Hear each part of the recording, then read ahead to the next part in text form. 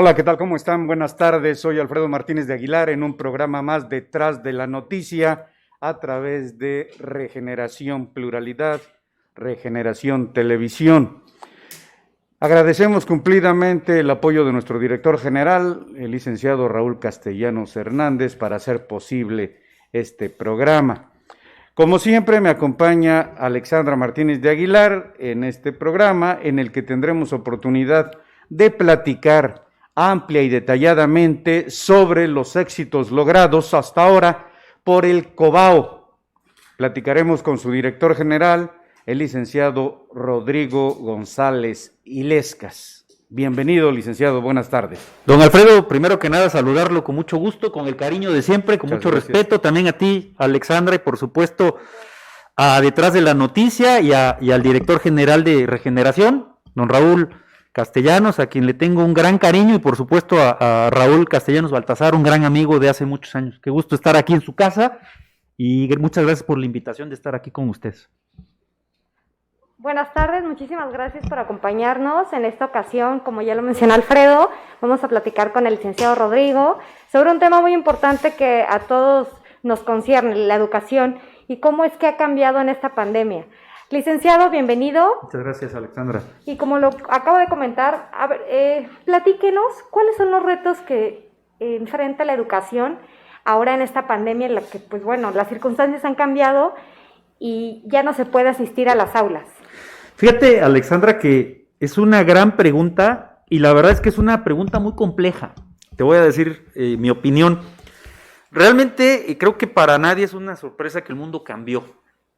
Y desde mi opinión cambió para siempre. Es decir, esto que vivimos, quizá lo del cubrebocas, quizá todo el tema de la sana distancia ya llegó para quedarse.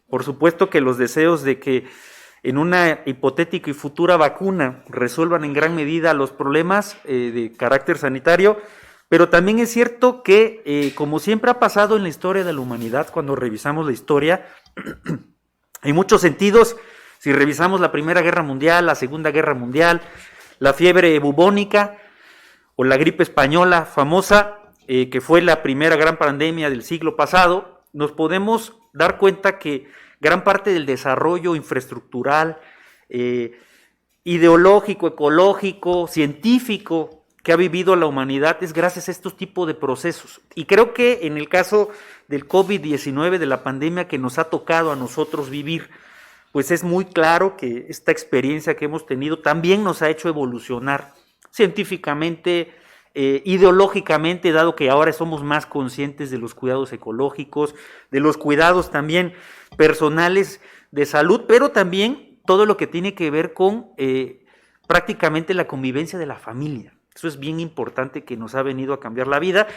Y una vez tomado este contexto, respondiendo a tu pregunta, por supuesto la educación no está ajena a estos procesos de cambios en todos los sentidos. Lo primero que tenemos que ver es que no hay clases presenciales, que bueno, hace un año, menos de un año, había clases presenciales y ahora parece un sueño surrealista. Una aula con una maestra, un maestro, 30, 40 alumnos, sentados en un espacio con un pizarrón, pues ahora parece literal un sueño surrealista. Y bajo ese contexto, pues los retos de la educación en primer momento, desde mi opinión, no son los retos propiamente educativos, sino en un primer momento el gran reto es sobrellevar el miedo, sobrellevar la ansiedad que nos ha generado a todas y a todos este proceso, y en un segundo momento, entonces sí entrar al proceso educativo, los retos de la educación como tal. ¿Y cuáles son los retos? El primero es la conectividad. ¿Por qué la conectividad? Porque la conectividad no solamente tiene que ver con las herramientas tecnológicas, sino tiene que ver con el contacto permanente que todos y cada uno de los seres humanos necesitamos, porque tendremos que recordar que todos los seres humanos somos sociales. Bajo ese argumento, creo que la soledad que nos ha hecho estar en casa, estar aislados, y obviamente que poco a poco, a través del semáforo epidemiológico, nos han permitido regresar de alguna forma a realizar tareas sociales, pero con muchas limitantes, pues nos ha generado también que este reto de la educación sea en un segundo momento, desde mi opinión, eso.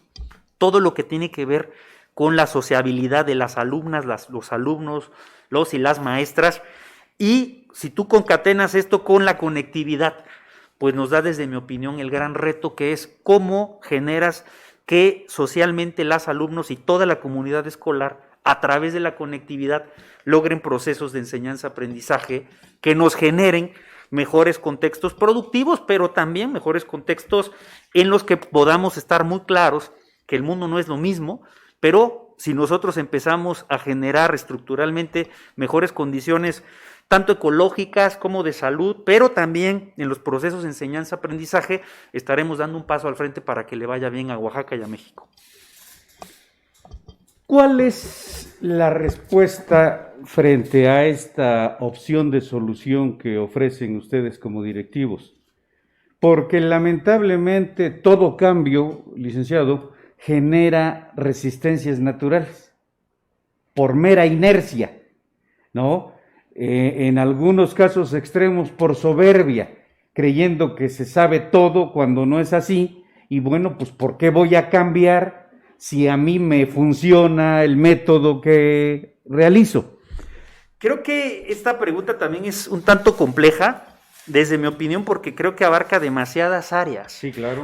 ¿Y por qué demasiadas áreas? Porque, como bien lo dice don Alfredo, si nosotros vamos a reflexionar, creo que con toda honestidad nadie estaba preparado para lo que estamos viviendo. Definitivamente. Nadie. Quien diga lo contrario creo que está mintiendo y además con un grado de soberbia inconmensurable. Bajo ese argumento creo que todo esto nos ha agarrado de alguna forma desprevenidos, sí, pero de alguna otra no. Y les voy a decir por qué. Creo que hay un grado ahí también de que no estábamos desprevenidos.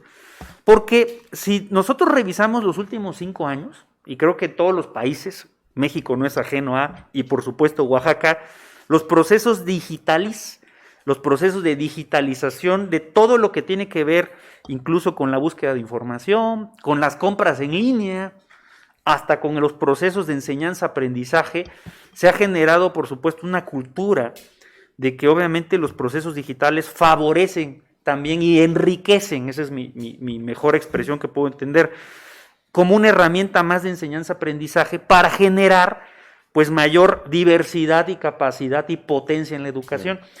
Bajo este argumento, desde mi opinión, creo que todos estos procesos de cambio tan abruptos, nadie estaba preparado, pero algunos o algunas instituciones previeron que la digitalización es un proceso que llegó para quedarse.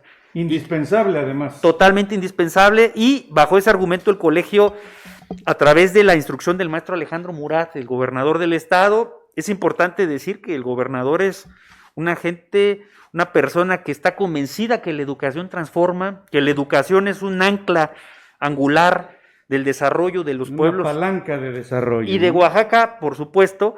Y parte de la instrucción que yo recibí del gobernador es que apostáramos por los servicios digitales. Claro. ¿Qué significa eso?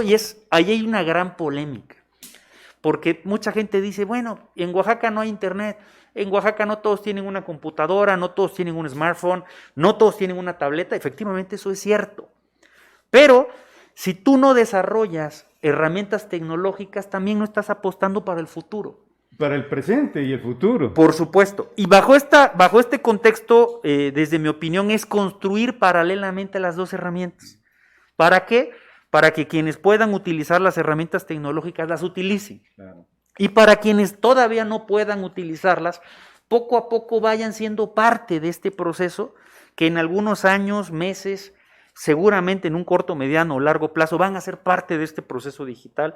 Y por supuesto la apuesta del colegio en un primer momento desde el 2017, el primer proceso digital fue precisamente las citas en línea.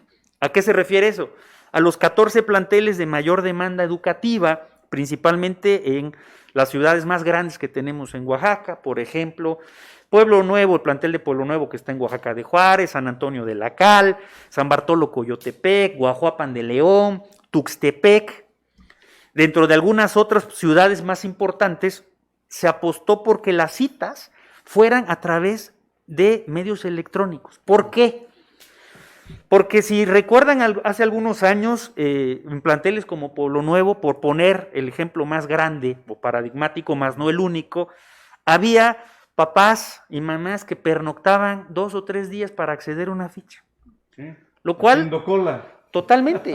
Ahora imaginémonos ese mismo ejercicio en medio de la pandemia. No, terrible. ¿Cuánta gente enfermaría y cuántos posibles Morirían. personas que perdieran la vida gracias a este ejercicio? Por eso desde el 2017 se hace digital, y lo increíble es que, por supuesto, tuvimos problemas técnicos en el 2017. Es normal. Pero yo creo que aquí viene lo importante, la apuesta de un gobierno por modernizarse, por actualizarse, y quizás las críticas que se valen, pero también al final del día lo que más importa son los resultados. Y el inicio y el fin consiste en que puedas dar resultados y que des un paso al frente. Bueno, ahora les puedo decir que en este año se acabaron en 5 minutos, Claro. lo cual es para mí increíble, porque ni hay filas, nadie está durmiendo, nadie se expone, Así es. y revisamos obviamente los números de los alumnos potenciales.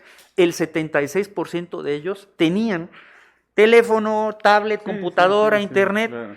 y si no, buscar la forma que con el tío, con el primo, buscar la forma de que pueda ser parte de este proceso digital, y podemos decir que ya tenemos 3 años haciéndolo sin el mayor problema, con, al final de cuentas, esta fe inquebrantable en que la educación tiene que dar el paso al frente para poder competir. Claro. De eso se trata. Hay un fenómeno que es indispensable resaltar, licenciado, y es el efecto multiplicador de la utilización de las nuevas tecnologías de la información. Totalmente. Si queremos coadyuvar al crecimiento, al desarrollo, tenemos que ser muy realistas, pero también muy honestos con nosotros mismos. Ningún estado, nación en el mundo tiene los suficientes, necesarios y adecuados recursos para hacer frente a las demandas sociales, Totalmente.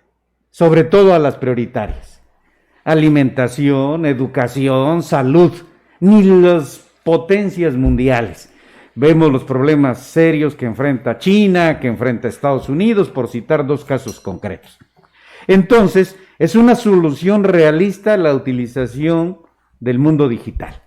Pero además, sin lambisconerías, que quede muy claro, porque no soy dado a hacerlas, qué importante es que a los gobiernos llegue gente preparada, políticos preparados, que tengan una visión ya no solo nacional desde lo local, sino global desde lo local, a efecto de que entiendan y tropicalicen la necesidad de adecuar la realidad mundial a lo estrictamente local.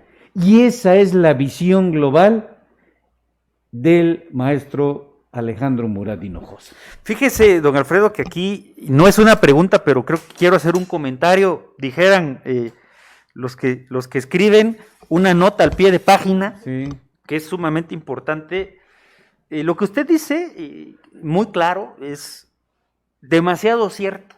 Y voy a poner 3 ejemplos. Claro. Y voy a poner un ejemplo internacional desde mi opinión, que es en Oaxaca quizás el más importante que podemos tener hoy, por las condiciones y por la similitud, en este caso, del ejemplo que voy a poner. El proyecto transísmico, primer ejemplo. Segundo ejemplo, la autopista a la costa. Tercer ejemplo, la autopista al Istmo de Tehuantepec. Estos 3 ejemplos son las apuestas del gobierno del maestro Alejandro Murat por transformar la vida de las y los oaxaqueños. Pero tenemos que entender que el proyecto transísmico, sobre todo, que tiene una similitud muy importante con el Canal de Panamá, que durante los 70s y 80s se fortaleció en gran medida. Tuve la fortuna de platicar con gente de Panamá metida en el canal y me decían algo sumamente importante que nos debe de hacer una gran reflexión a las y los oaxaqueños. ¿Cuál es? En el Canal de Panamá, me contaban, pues llegaron, hicieron el canal, empezó a fluir obviamente las mercancías, empezó a haber una gran derrama económica, una gran inversión de todas partes del mundo con el paso de grandes obviamente embarcaciones que transitaban, algunos pernoctan, algunos invierten, algunos gastan, pero al final es un paso económico de flujo importante. Y lo que me decían es, el gran reto que tuvimos nosotros los panameños fue quiénes estábamos preparados para eso. Claro. Y con las personas que tuve el gusto de platicar me decían con honestidad, nosotros no estuvimos. Y cuando me lo contaron, pues por supuesto lo escuché con mucha atención, y mi pregunta fue, ¿por qué no estuvieron listos?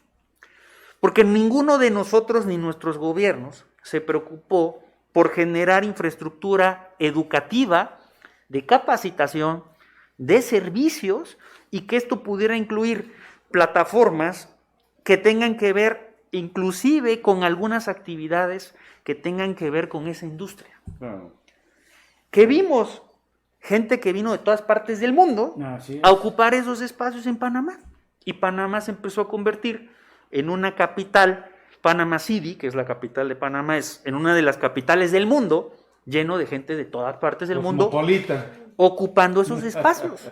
Y entonces, lo que yo hago, y tengo el gusto de platicar con las y los alumnos del Istmo de Tehuantepec, las y los maestros del Istmo de Tehuantepec, las y los directores, es ¿qué vamos a hacer para poder acceder a esos espacios una vez que este proyecto termine, que va a terminar, y va a estar en la posibilidad de relanzar a Oaxaca y de desarrollarnos?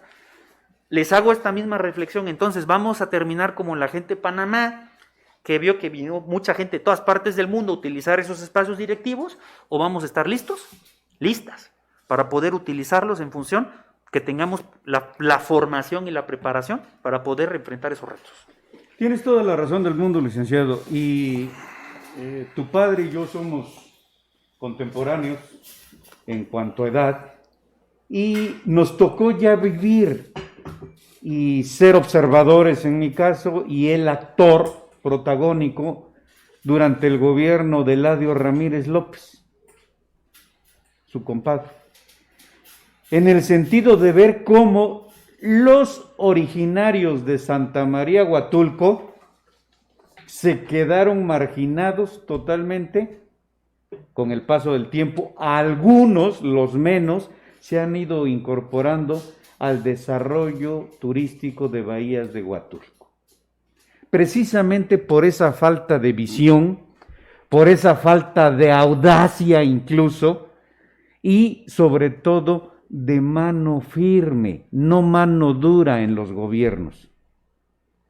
Hoy más que nunca, la receta gastronómica en materia política del joven Adolfo López Mateos, porque el viejo era Ruiz Cortines, cobra plena vigencia. Para gobernar y administrar eficaz y eficientemente es necesario desayunar todos los días sesos, inteligencia. Sí, pero si se le agregan huevos, el desayuno es más exquisito. ¿Qué significa? Sin procacidad, mano firme, con apoyo en el Estado de Derecho y las leyes que de éste emanan, para exigir, cumpliendo y haciendo cumplir el mismo Estado de Derecho y las propias leyes. ¿Por qué? Oaxaca es mágico, es hechicero, es multicultural como pocos en el mundo, pluriétnico, con una gran biodiversidad después del Amazonas en el continente americano, con más de 500 kilómetros de litoral en el Pacífico. ¿Y de qué nos sirve? No hemos tenido ni la visión, ni la audacia, ni la decisión con mano firme para detonar este enorme potencial hasta ahora que empezamos a caminar. Y ahí es innegable que la educación, sobre todo con el perfil técnico de Cobao, juega un papel fundamental, licenciado. Totalmente. Yo siempre me gusta ponerles el ejemplo de aquella metáfora de si quieres ser pescado o quieres ser pescador. Si quieres dar como gobierno pescado toda la vida, Así es. o quieres generar infraestructura, ¿qué implica la infraestructura? No solo los conocimientos, sino la posibilidad de tener redes y de tener embarcaciones que te permitan ser un pescador, además de capacitado, la palabra que usted usó que me gusta mucho, audaz. Sí. Y creo que la apuesta del gobernador, que está siendo muy clara, junto con el presidente de la República, de todo lo que tiene que ver con este transísmico, tiene que ver con este potencial de la educación. Pero yo me atrevería a dar el siguiente paso. Si los procesos educativos se convierten en digitales, no como una obligación, sino como una herramienta más de desarrollo, cuando vengan las empresas a invertir en Oaxaca por el transísmico, quienes utilicen una computadora, quienes utilicen plataformas digitales, quienes a lo mejor tengan el uso de redes sociales, más las lenguas o idiomas, van a estar capacitados para acceder a esos espacios. Definitivamente. Esto es parte de un proyecto integral que trae el gobernador, que las educativas como el Colegio de Bachilleres en Educación Media Superior nos queda claro el reto y nos queda claro que la única forma de transitar a la modernidad, de transitar a mejores niveles de vida, pasa por 3 factores. Una es salud, la otra es educación y la otra es seguridad. No hay más. Determinante. Pero en el caso de nosotros tiene que ver con algo demasiado simple pero muy complejo. Y es parte de lo que yo platico con las y los alumnos, es la escuela no es una obligación, porque tu papá, tu mamá, tu abuelita, tu tío, tu tutor o tutora te dice que vayas a la escuela. Si tú no ves la escuela como la posibilidad de transitar de una forma de vivir, la que sea, a otra diferente, parte con algo demasiado simple como el que tiene el hábito de la lectura.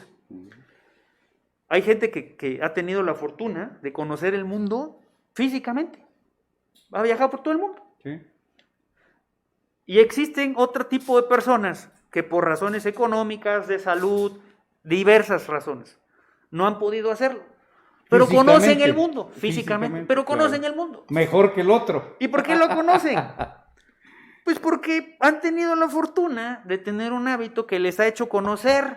Voy a poner un ejemplo que me gusta mucho, las estrellas. Ándale. Cuando leyeron El Principito. Así es. Bajo ese argumento, creo que es esta posibilidad de que la educación verdaderamente transforme estas coyunturas y estas circunstancias, pero con proyectos viables que vayan enfocados a lo económico, pero que no dejen de lado tampoco pues los proyectos que tengan que ver con lo educativo, lo substancial, para que generemos y construyamos, desde mi opinión, el gran punto al que debemos de llegar, que es ciudadanía.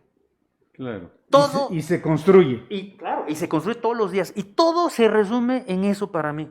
Porque todo el mundo dice, sí, mejores espacios profesionales, mejores salarios. Claro, eso es parte de tener mejor calidad de vida. Pero si tú no construyes ciudadanía de la par de eso, entonces no estás cerrando el círculo virtuoso.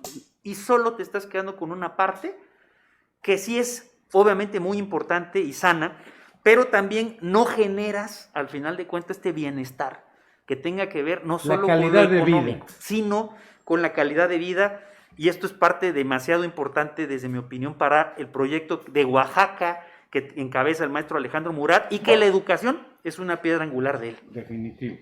Ahora bien, licenciado, otro punto importante en este tema de la educación a distancia y la manera en la que el COBAO, que usted dirige, ha implementado técnicas y estrategias para acercar la educación de manera digital.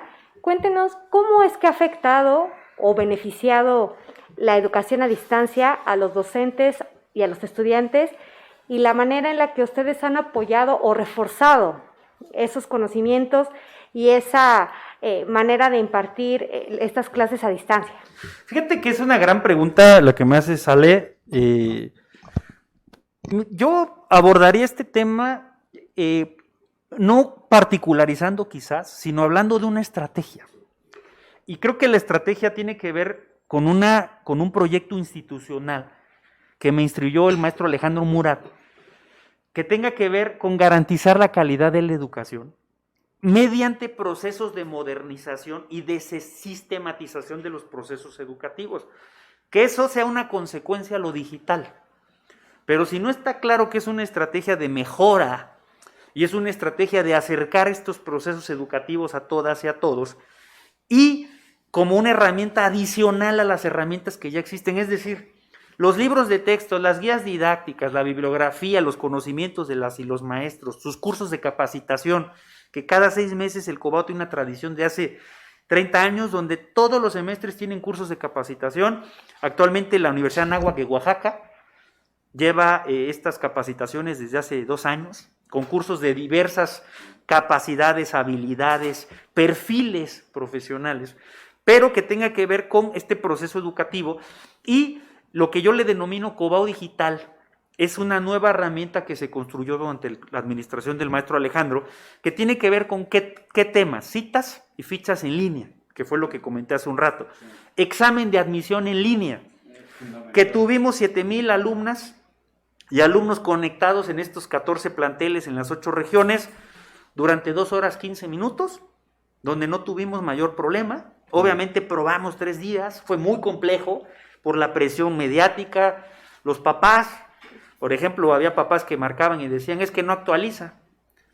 Yo tuve la fortuna de contestar algunas llamadas y bueno, yo le pregunté a uno de los papás y le dije con mucho respeto, yo quiero hablar con mi alumna o el alumno, no con el papá, porque entonces, ¿quién está haciendo el examen? Así es. Entonces es parte de estos procesos que tengan que ver también con las inscripciones y las reinscripciones en línea, con el curso propedéutico virtual que tuvimos. Tenemos una plataforma educativa propia, que es con la que estamos trabajando. Y por último es el certificado de terminación de estudios, que tiene que ver con un código QR, que precisamente lo estrenamos en este verano. Y casualmente tenemos 3 años en gestiones, porque es un proceso muy complejo, pero casualmente llegó en el mejor momento. Claro. Más de 11,000 certificados de estudio, no hubo ni filas, ni gestores, porque es importante decirlo que antes necesitaba certificaciones. Sí.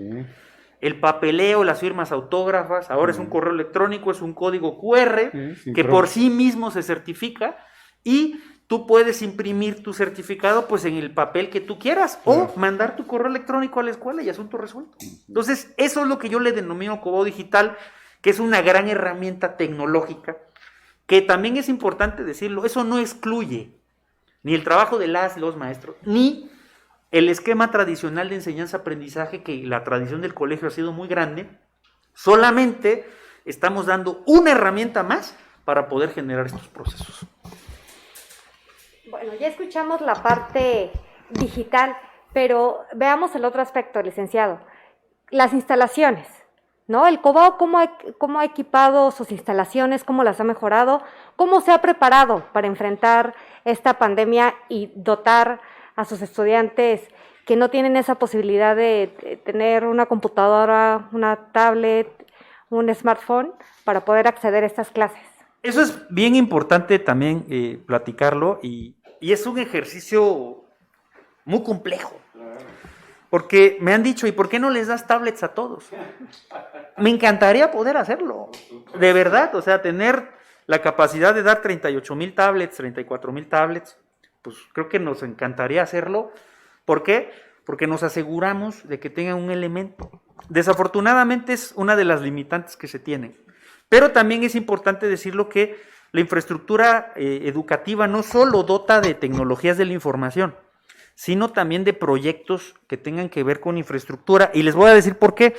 Ahorita, pues, un regreso presencial es surrealista, totalmente, pero no imposible. Yo espero que el próximo año tengamos las condiciones sanitarias de entrada a la vacuna, que podamos ir revisando ya la posibilidad de regresar presencialmente. Y en ese contexto, la apuesta que se ha hecho con actores, la suma de esfuerzos que se ha hecho con actores para mejorar estas infraestructuras educativas ha sido bien importante.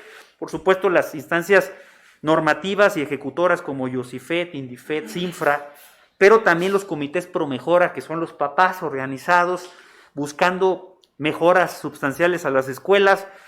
que tiene que ver con una participación importante, la Fundación Bachilleres, que es la fundación que se encarga de buscar las mejoras infraestructurales en el colegio.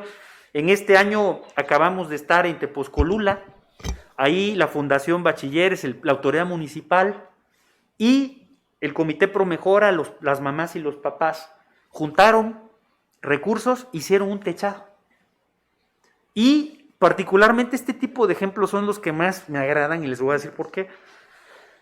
Es como cuando dicen los jóvenes y las jóvenes, ¿con filtro o sin filtro la foto? Y sin filtro es cada uno hace su esfuerzo porque haya mejoras. Claro. La autoridad municipal por un lado, los papás por otro y la fundación por otro y la dirección por otro. Y con filtro es todos juntos. Si todos traen cada uno trae un peso o un centavo, los juntamos, los ponemos en la mesa, hacemos una priorización de obras y decimos del 1 al 3 cuál es la más importante. Y en ese sentido lo que alcance. Claro. Y todos están claros en que el consenso de que es la obra más importante o las obras más importantes. Claro. Segundo, todos cuidan sus instalaciones porque saben lo que costó. Así es. Tercero, todo el mundo sabe cuánto dinero hubo, quién lo hizo, quién no lo hizo. Transparencia. Y el resultado lo vamos a ver todos el día que ustedes quieran. Y el ejemplo que pasó, por ejemplo, en Tepozcolula es un gran ejemplo. Otro ejemplo que a mí particularmente me gusta mucho es Ciudad de Ixtepec. Hace 2 meses estuvimos ahí, mes y medio, y en Ciudad de Ixtepec el primer evento que tuvimos, en el caso de su servidor como director general COBAO, fue en enero del 2017 con el maestro Alejandro Murat inaugurando el semestre en esa escuela. Pues cuando revisamos las instalaciones, eran instalaciones deterioradas, Claro. sin el menor, obviamente, la menor posibilidad de mejorarlas, y el compromiso que hizo el gobernador con las y los alumnos de esa época, con el personal directivo, docente y administrativo, fue que iba a apostar por mejorar esa infraestructura. Bueno, les cumplió su palabra. Ahí, ¿quiénes estuvimos? ¿Qué actores? Estuvo el Fondo de Desastres por el sismo, El Fonden. que hubo un recurso importante. El otro fue el Comité Pro Mejora de Padres de Familia, por supuesto la Fundación Bachilleres, la Dirección General. ¿Y ahí qué se hizo?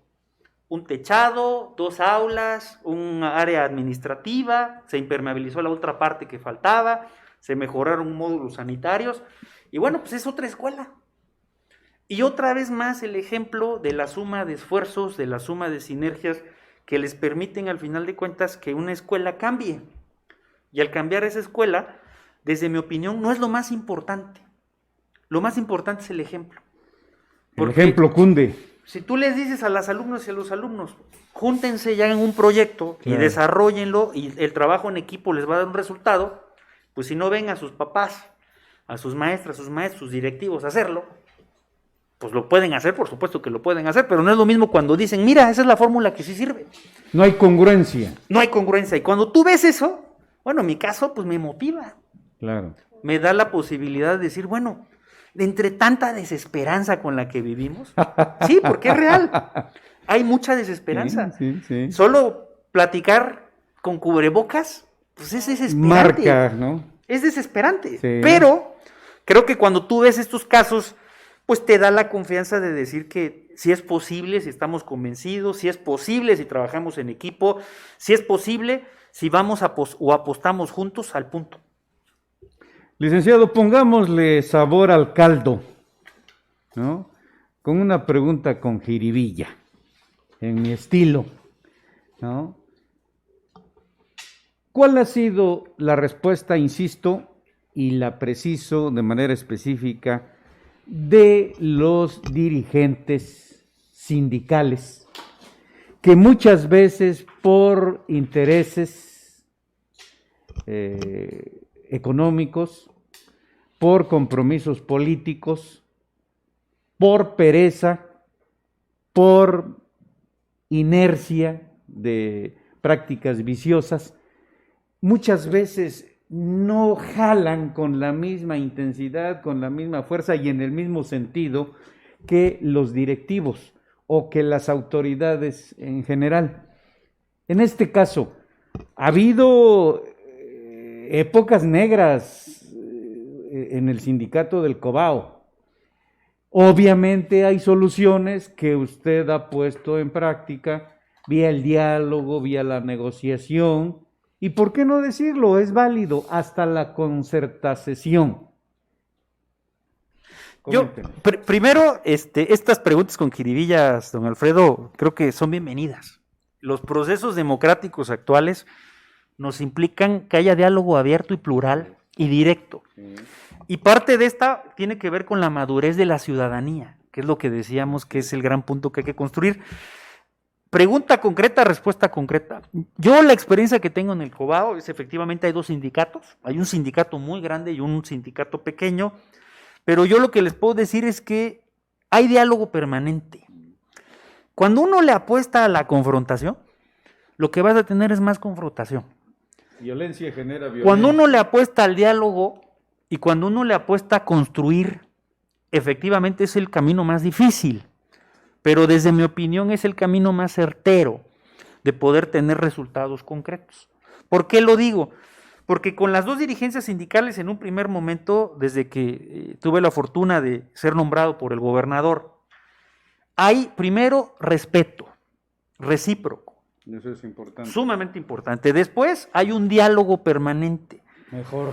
Y después creo yo que hay la disposición de todos para poder construir respuestas.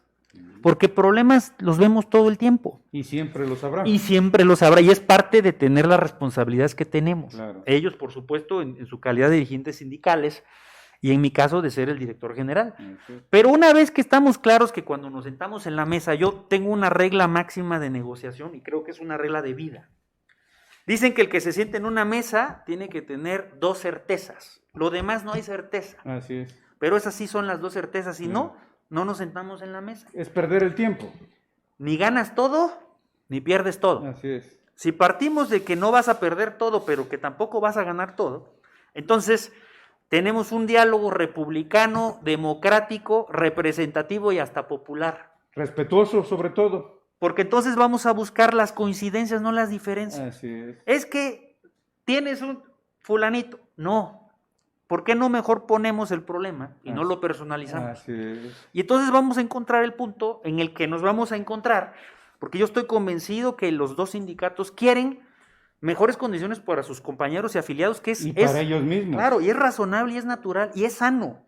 Pero también estoy claro y convencido que los dos sindicatos quieren que su institución, algunos casos a la que le han dedicado toda su vida, sea mejor o esté en mejores condiciones de poder competir. Claro. En esos puntos de competir, crecer y mejorar, ahí es donde yo totalmente me empalmo con ellos y les digo algo simple. Los procesos digitales llegaron para quedarse. No es fácil, ¿eh? Claro. En mi caso, les voy a poner el ejemplo, tengo 38 años, a mí me tocó prácticamente la mezcla de la escuela anterior y lo digital, yo me quedé exactamente... La transición. Totalmente.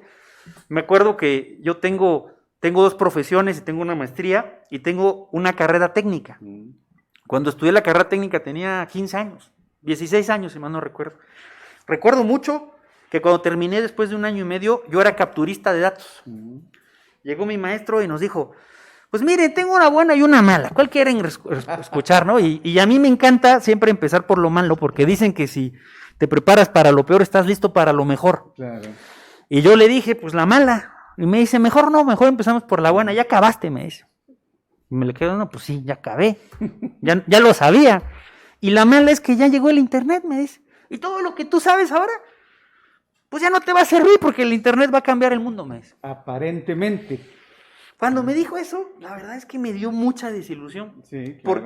Porque mi mamá me decía que yo iba todos los sábados de 8 de la mañana a 3 de la tarde. Y yo le decía, mamá, mis sábados me encanta hacer deporte, y yo jugaba fútbol, y decía, pues mis sábados son para ir a jugar fútbol, y me dice, pues no, porque te va a servir. Y bien dicen que a veces uno no valora ni agradece lo que los padres hacen por uno. Así es.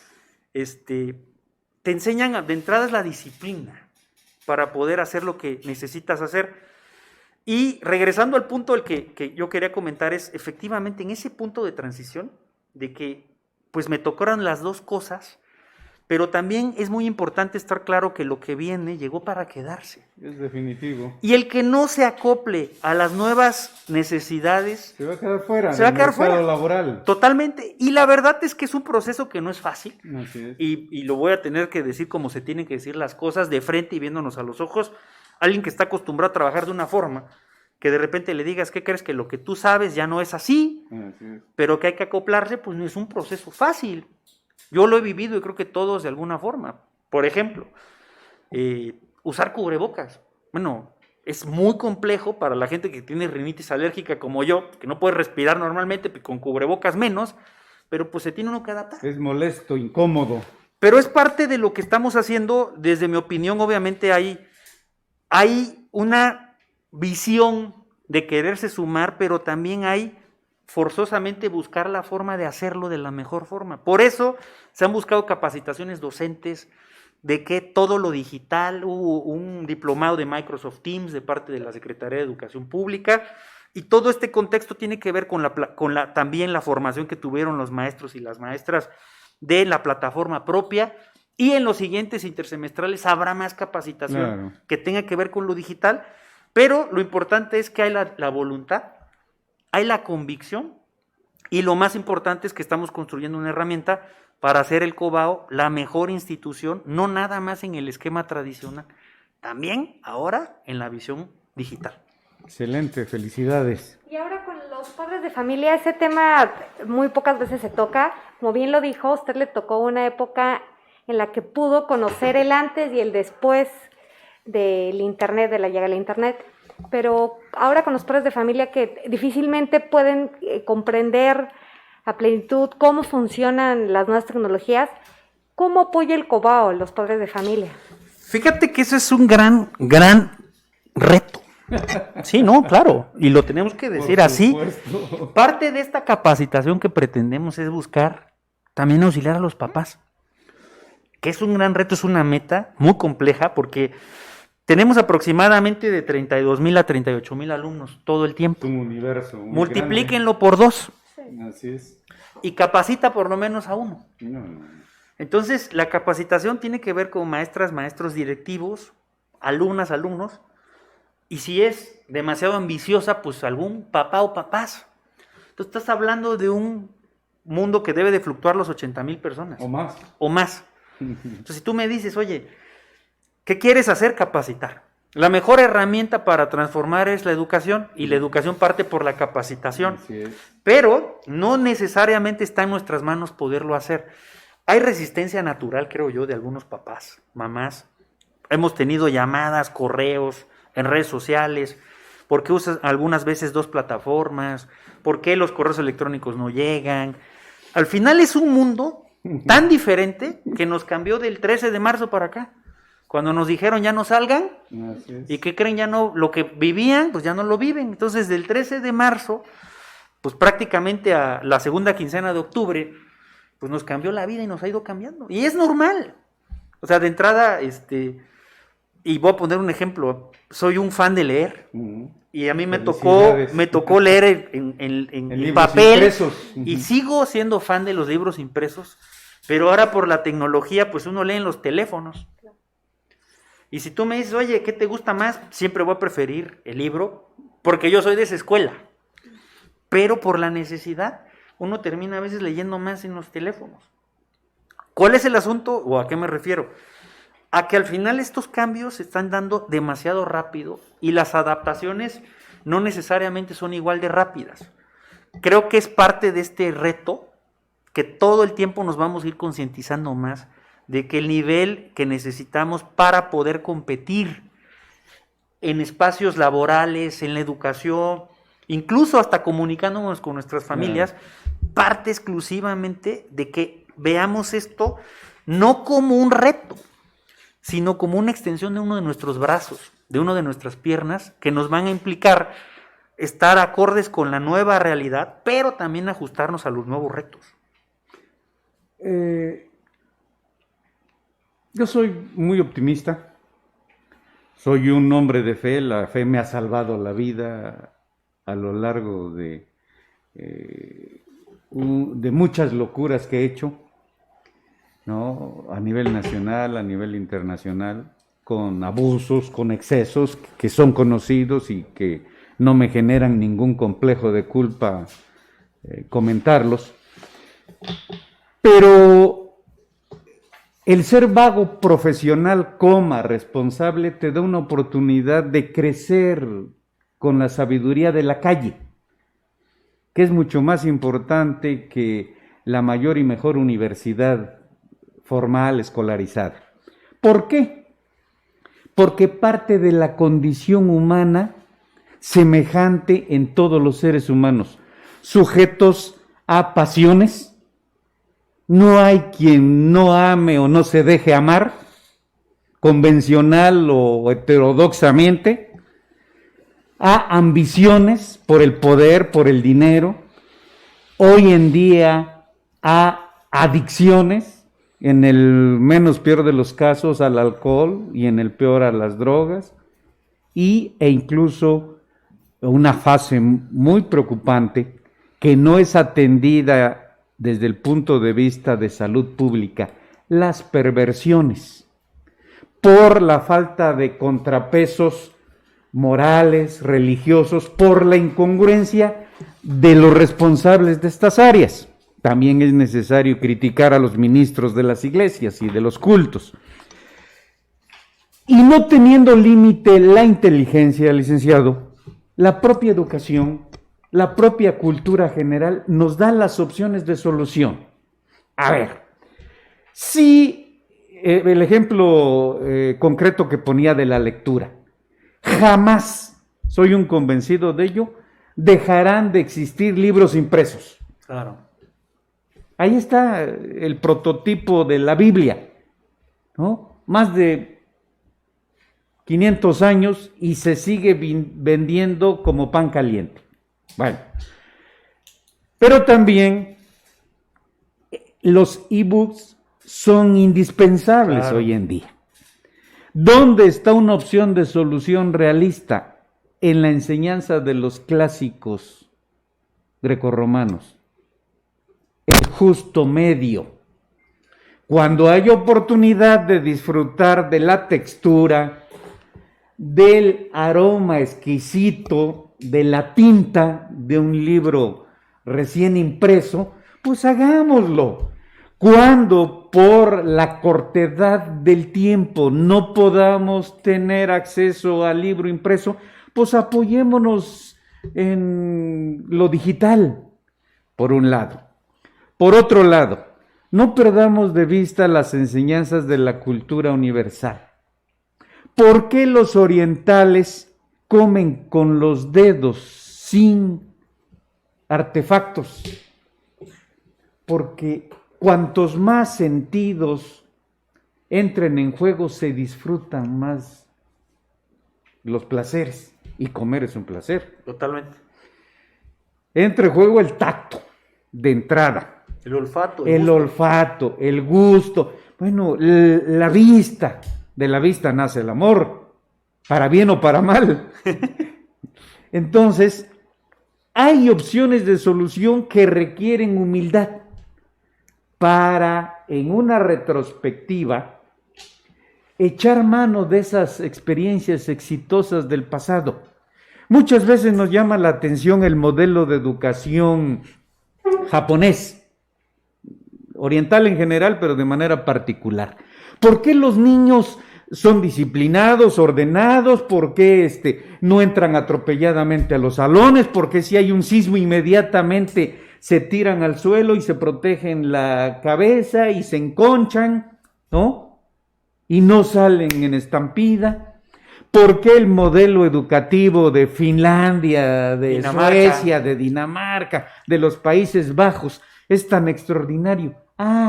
Porque ha sumado y subsumido la experiencia universal.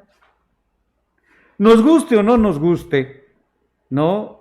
Grecia y Roma seguirán siendo cuna de la cultura occidental. Y soy un convencido que la disciplina espartana, estoica, ¿no?, y el conocimiento ateniense seguirán siendo el norte, la ruta, el rumbo a seguir. pero insisto, requiere orden, disciplina, mano firme, políticas públicas muy realistas, no utópicas, y saldremos adelante como lo están haciendo ustedes. Por eso es importante inculcar sanos hábitos que incluso en lo personal nos han funcionado. Deporte, sana alimentación, sin dejar de darse sus gustitos, ¿no?, los fines de semana, lectura. Yo insisto, tengo la fortuna de ser catedrático universitario y para motivar a mis alumnos les digo, a ver, aquellos que no quieran estudiar de manera formal, no lo hagan, no provoquen choques innecesarios, conflictos innecesarios con sus padres, no se inscriban, hablen con sus padres y digan, papá, mamá, yo no quiero ir a la escuela. Quiero hacer otra cosa. Sí, pero además van a obtener mayor conocimiento si se dedican a leer. De entrada, los 100 mejores libros del mundo, como piso mínimo. No necesitas un título, ¿no?, para tener conocimiento. Estoy de acuerdo, totalmente. Como para tener un liderazgo real, no necesitas más que saber bailar, saber autodefensa, saber hablar en público y tocar un instrumento musical. Fíjate qué simple y sencillo, porque es la receta clásica que funciona en la vida real. ¿Cuántos de nuestros amigos que son trovadores no terminaron más allá de la primaria, pero son buscados, son codiciados, son indispensables en las reuniones y además ya aprendieron a vivir y te ponen condiciones? Sí, voy, sí te acompaño, pero consígueme una lira, porque la mía está fallando. Pasa por mí y me regresas. Y lo hacemos, además de obviamente pagar sus servicios. ¿Están cuidando esa parte práctica y pragmática, además de la teoría del conocimiento, licenciado? Si me permite, antes de responder esta pregunta, me gustaría hacer algunos comentarios de lo que dijo. Tengo el gusto de ser amigo de Memo Quijas, quien es el presidente de la Feria Internacional del Libro, de Vania Reséndiz, la presidenta del Fondo Ventura. Pues prácticamente Memo Quijas fue mi compañero desde primero primaria y Vania en el bachillerato. Y platiqué hace mucho tiempo con Memo de este debate que es sumamente interesante de qué va a pasar con los libros. Si van a seguir siendo físicos o si van a migrar al esquema digital. Jeff Bezos, quien es el dueño de Amazon, quien es el líder mundial en comercio electrónico y quien es uno de los impulsores de los libros digitales, dice algo que es sumamente interesante, que el libro tradicional no va a terminarse como tal, pero va a migrar a los esquemas digitales en un corto, mediano, un largo plazo. Bajo este argumento, ayer precisamente tuve la fortuna de entrar a la Feria Internacional del Libro de la Ciudad de México y Almadelia Murillo, quien es alguien a que yo respeto como escritora, tuvimos la fortuna de tenerla en Nazaret Noetla y eso es bien importante. Trabajamos con la Feria Internacional del Libro de Oaxaca, fomentando la lectura, que es, desde mi opinión, el gran hábito que todas y todos los seres humanos debemos de tener. Tengas educación formal o no la tengas, vas a tener la fortuna de aprender, de viajar, de imaginar. De tocar las estrellas. Y es parte de este proceso que te genera también, que es algo que no siempre se dice, pero sí se tiene que decir. Nos fomenta quizás uno de los valores que se están perdiendo, que es la imaginación. La suma de estos factores. Y bueno, parte de este proceso es fomentar la lectura en el colegio. Hemos tenido a Juan Villoro, hemos tenido a Jorge Volpi, bueno, gente sumamente prestigiada. Tuvimos, por supuesto, esta sinergia con la Feria Internacional del Libro, con Memo, con Vania, y ellos han apostado porque la educación media superior también se genere este hábito, y creo que es parte de este proceso. Ayer les comentaba de Almadelia, ella recomienda a todos básicamente tres lecturas antes de poder incluso empezar con otras, dice que Shakespeare, porque tiene todas las emociones humanas, Así es. el Quijote, porque ella cree y dice que tiene todos los géneros literarios, y Sor Juana Inés de la Cruz, porque es una mujer a la cual dice adelantar su tiempo, por supuesto. Visionaria. Mujer en una época en la que ser mujer era literal, estar en el encierro como ella estaba, Claro. pero que tiene que ver con ese grito de libertad, más ese talento, más todos los géneros. Yo no sabía que había escrito teatro, por ejemplo, Sí, y claro. también tenía, obviamente, sus poesías. Creo que esta suma de sinergias también nos tienen que dar este hábito. Creo que, regresando a lo que usted dijo, de que no necesitamos educación formal, José Saramago, que es uno de mis favoritos, por cierto, dice que el hombre más sabio que él conoció no sabía leer y escribir. Y la verdad es que, desde mi opinión, es importante la educación formal, lo que Sí, usted decía, sí, claro. pero también es muy importante no solo pensar que la educación formal te transforma. Si tú no tienes educación formal por la razón que sea, que tampoco es algo que tendremos o tengamos que decir se nos fue el tiempo. No. Y les voy a poner un ejemplo. Estuve en Tuxtepec hace una semana y días y le entregué el certificado de culminación de estudios a don Víctor, 80 años.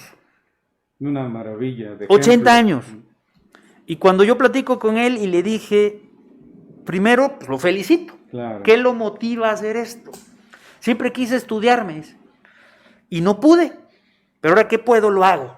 Excelente. Y le dije, bueno, ¿y qué sigue para usted, don Víctor? Voy a estudiar, me dice, en la universidad. Ándele. Quiero hacer dos cosas, me dice. O quiero ser veterinario o quiero estudiar agricultura, pero yo creo que voy a terminar siendo veterinario porque tengo animalitos en mi casa y porque me gustan mucho los animales. ¿A qué me refiero con eso? A que efectivamente la educación formal no necesariamente se tiene que dar, Claro. pero ahora es muy o mucho más fácil que en otras épocas por los instrumentos que tenemos de carácter hasta digital, poder acceder a la educación formal y que si tienes un sueño, lo puedas seguir, lo puedes construir. Claro. Y desde mi opinión, regresando a su pregunta por último, se buscan cuidar todos los aspectos, todos. En los aspectos, por ejemplo, el colegio tiene un área que se llama desarrollo humano, que va enfocada a las culturas, al arte, al deporte. Buscamos pláticas motivacionales, por ejemplo, Shunashi Caballero, la 3 veces medallista panamericana, mujer, orgullosa de Ciudad de Ixtepec, oaxaqueña, medalla de plata, de bronce, panamericanos, es una gran aliada de la educación y ella, a través de las plataformas digitales en el colegio, ha hecho entrenamientos, pláticas. Hemos tenido deportistas de alto rendimiento como el Turi, que es campeón mundial de frontenis. También tenemos un subcampeón mundial de frontenis oaxaqueño, conocido como el Mini, Mauricio Mestas, un gran amigo, a quien por cierto le mando un saludo. Y al final este tipo de ejemplos en la lectura y en el deporte nos tienen que hacer redondear todo este proceso de enseñanza-aprendizaje, que no nada más se vaya a lo formal, sino también a otras cualidades. Licenciado, el tiempo se nos agota y faltan muchos temas por abordar, pero me gustaría que le dirigiera un mensaje a los docentes, a los alumnos y a los posibles alumnos y también a los padres de familia que nos ven, para que sepan que en el Cobao sus hijos van a tener una educación integral. Pese a la pandemia, no van a tener ningún problema para salir con un perfil profesional que los va a ayudar a enfrentar este nuevo mundo en el que vivimos. Sí, pues bueno, primero que nada, mandarles un respetuoso y cariñoso salud, deseándoles que estén bien de salud, que sus familias estén bien. Yo les pediría, antes de hacerles algún comentario de carácter educativo, a seguir las recomendaciones sanitarias. Creo que el uso del cubreboca, el uso de sanitizantes, la sana distancia, si sus actividades les permiten quedarse en casa, quédense en casa. Pero si sus actividades no se los permiten, con los cuidados que son claros, creo que tenemos mayores posibilidades de no enfermar, y si enfermásemos en una menor cantidad de carga viral, como le dicen los médicos, para poder no tener una infección grave. En el otro sentido, yo les quiero decir primero, agradecerles su confianza. Dicen que la persona agradecida es la que está clara que el agradecimiento es uno de los valores más importantes, y yo les quiero agradecer su confianza por permitir tener a sus hijas y a sus hijos en el colegio, decirles que su apuesta está clara, pero también decirles que su apuesta es segura, porque tenemos maestros de muchos años, tenemos maestros que se preparan semestre tras semestre, hemos apostado por infraestructura educativa, como ya comenté, pero también hemos apostado por herramientas, en este caso las digitales, para sumar la experiencia y el trabajo cotidiano docente, para poder sumarlo y tener la mejor posibilidad de que la educación al egresar del bachillerato, ahora después de este proceso, pues estén familiarizados con plataformas digitales, con correos electrónicos, con redes sociales y más el aprendizaje que tendrían que tener en media superior para poder salir a competir y en el caso concreto del interoceánico seguramente ocupar esos espacios tan importantes para seguir detonando la región y por supuesto Oaxaca. Bajo este argumento, ¿qué les quiero decir a los docentes y a mi personal directivo y administrativo?